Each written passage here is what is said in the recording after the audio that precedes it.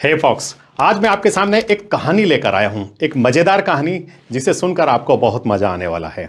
दोस्तों, हमारे देश के अंदर, हमारे हिंदुस्तान के अंदर 60 से लेकर 70% तक लोग बॉलीवुड की हिंदी मूवीज देखते हैं। और ये बॉलीवुड की हिंदी मूवीज में जो कहानी हमारे सामने परोसी जाती है वो हमारे समाज पर किस तरह का प्रभाव डालती है, ये तो किसी से भी नहीं छुपा हुआ। आज मैं आपके सामने बॉलीवुड की ऐसी ही एक कहानी सुनाने जा रहा हूं जिसको रियल बताया जा रहा है, जो कि एक सच्ची कहानी है ऐसा बताया जा रहा है।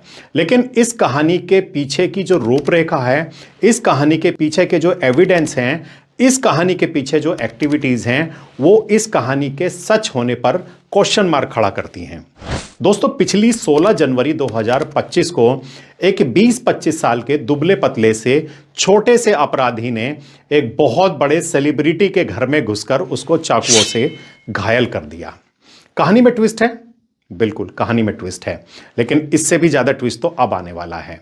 मजे की बात तो यह है कि ये एक 20-25 साल का दुबला पतला सा छोटा सा अपराधी एक हाई सिक्योरिटी बिल्डिंग में बिना किसी रोक टोक के घुस जाता है और घुसने के बाद 10वीं मंजिल पर सीढ़ियों के द्वारा ऊपर जाकर बॉलीवुड सेलिब्रिटी के घर में घुसकर उसको चाकुओं से घायल कर देता है जब वो सेलिब्रिटी सोया हुआ था।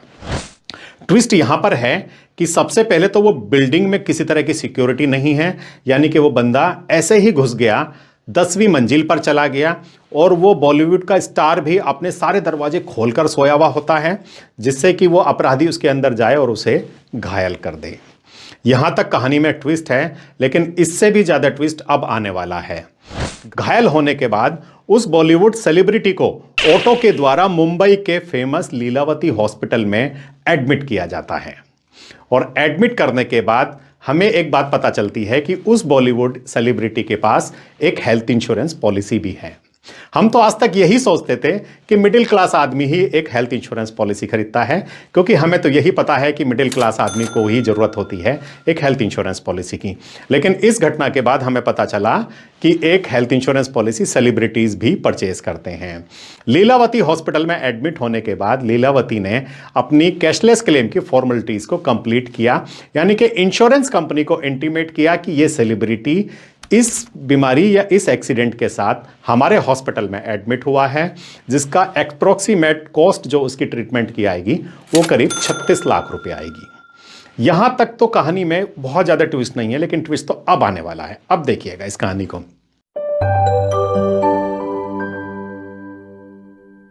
जैसे ही लीलावती हॉस्पिटल ने अपना कैशलेस प्रोसेस किया, यानी कि प्री ऑथ फॉर्म को भरकर इंश्योरेंस कंपनी को इंटीमेट किया, तो इंश्योरेंस कंपनी ने जरा सी भी देर गंवाई बिना उस क्लेम को अप्रूव कर दिया।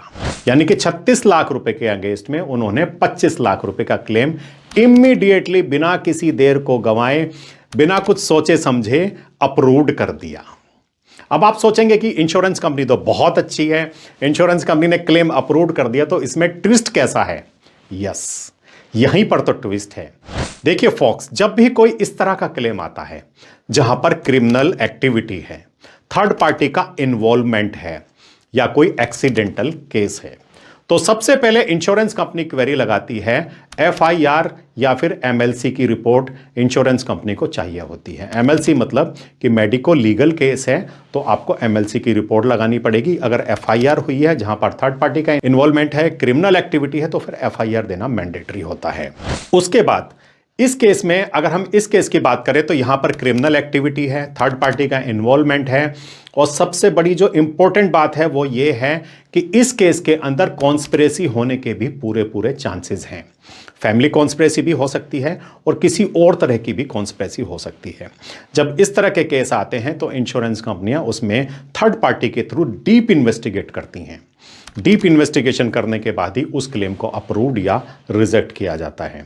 लेकिन यहां पर इंश्योरेंस कंपनी ने बहुत तेजी से डिसीजन लिया और बिना कुछ सोचे समझे इस क्लेम को अप्रूव्ड कर दिया, क्योंकि वो एक सेलिब्रिटी है। यहां पर इंश्योरेंस कंपनी को वो क्लेम नहीं सेटल करना है, यहां पर इंश्योरेंस कंपनी को 25 लाख रुपए के अगेंस्ट में 25 करोड़ रुपए की पब्लिसिटी चाहिए। यह सिर्फ एक पब्लिसिटी स्टंट था। अब देखते हैं कि इसी केस में अगर सेलिब्रिटी की जगह कोई कॉमन मैन होता तो ये इंश्योरेंस कंपनी किस तरह का बिहेव करती।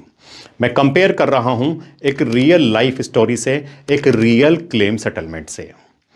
पिछले साल की जून के महीने में समीर का एक्सीडेंट हो जाता है, यानी कि समीर की कार डिवाइडर से टकरा जाती है और समीर उसमें सीरियसली इंज्योर्ड हो जाता है। इसी इंश्योरेंस कंपनी की पॉलिसी समीर के पास है। ये एक रियल स्टोरी है। समीर को नियर बाय हॉस्पिटल में ले जाया जाता है और वहां से उसे हायर हॉस्पिटल यानी कि बड़े हॉस्पिटल में उसको रेफर कर दिया जाता है, क्योंकि उसकी इंजरीज काफी सीरियस थी। अब जिस अस्पताल में उसको एडमिट किया जाता है, वो अस्पताल कैशलेस अप्रूवल के लिए इसी इंश्योरेंस कंपनी से डिमांड करता है मात्र 2,40,000 रुपए के लिए। तो सबसे पहले same as usual insurance company demand करती है एमएलसी या फिर एफआईआर रिपोर्ट की। एमएलसी एफआईआर रिपोर्ट को दे दिया जाता है, क्योंकि यहां पर कोई भी थर्ड पार्टी का इन्वॉल्वमेंट नहीं था।